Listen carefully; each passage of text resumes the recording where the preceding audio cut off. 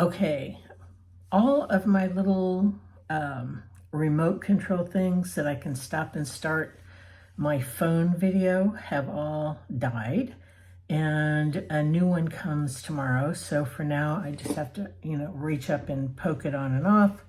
Hopefully that's not a problem. The video I did earlier today, I talked about, what if I got a text message from my grandmother who is in spirit? And so I drew some cards from my own sidewalk oracle, and they were actually really good cards and gave me valuable information on getting through a block I've been having. So I wanted to say in that video, and of course forgot, that it's a great exercise for you. So whether you use tarot or oracles really doesn't matter. Just what if an ancestor sent a text message to you today? What would it be? Draw a card and get a message. You may want to draw more than one card, because maybe now that you've got the card of what the message is, maybe the next card is, oh, okay, what do I do about that? So right now, I'm still on that issue for me, which I didn't talk about, and I don't want to talk about it right now, but I drew some charms. I am fairly new to charm casting. I played with it a little, and starting at Yule, when I did Yule Ancestral readings from my nancyhendrickson.substack.com, I started adding charms to my readings as a mediumistic way of getting a message through to my client from an ancestor. And what I will say is, if you go to a medium may say something to you like, I'm seeing some woman with red shoes, hoping that red shoes rings a bell with you. And it may ring a bell today, it may not ring a bell for a month. So I've started doing the same thing. I'll draw 3 charms and say, these will ring a bell or not. So we'll see. So I drew 3 for the issue that I was doing earlier. I got an angel. Now, I know a lot of people do angelic work. They use angelic cards. I've never been a, quote, angel person. I work primarily with ancestors. And so I'm not sure why I got an angel. That one I'm gonna have to sit and think about.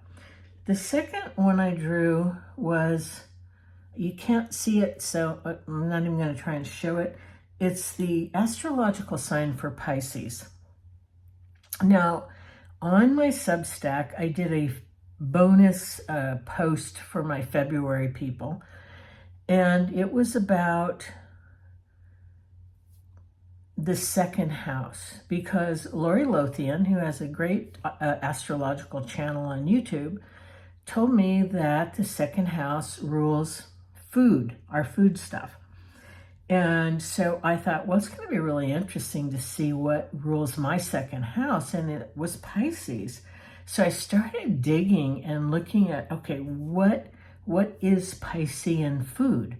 Well, you might imagine it's fish, but beyond that, it's food that's incredibly light, and which just rang a bell inside my soul, because if I eat a regular meal, I feel so weighed down, and I don't feel good.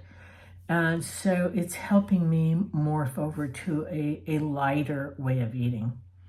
So I think that I drew the Pisces sign symbol just to confirm to me, yeah, that's a good thing for you. So the third thing I drew, third charm, is this scale. Hopefully you can see it. And Erica Robinson, her Lenormand deck, it's called Erica's Lenormand of Hope. Erica's deck has as its one extra card a scale. On one side are coins, on the other side are daisies. and yet they are balanced. And the message of that is you need to make a cost-benefit analysis, meaning, okay, I can get this thing, but is the price going to be more than I really want to pay for it? And so for me, since I got that Pisces thing, it is telling me, is the effort it's going to take me to learn an absolutely new way of eating, is it going to be enough of a benefit for me that it balances the scale? And it's saying, don't just make a quick offhanded decision, actually sit and think about it. So I will sit and think about it. So if you have charms and you did the exercise from earlier today about getting a text message from an ancestor, draw charms. See if you got some confirmation.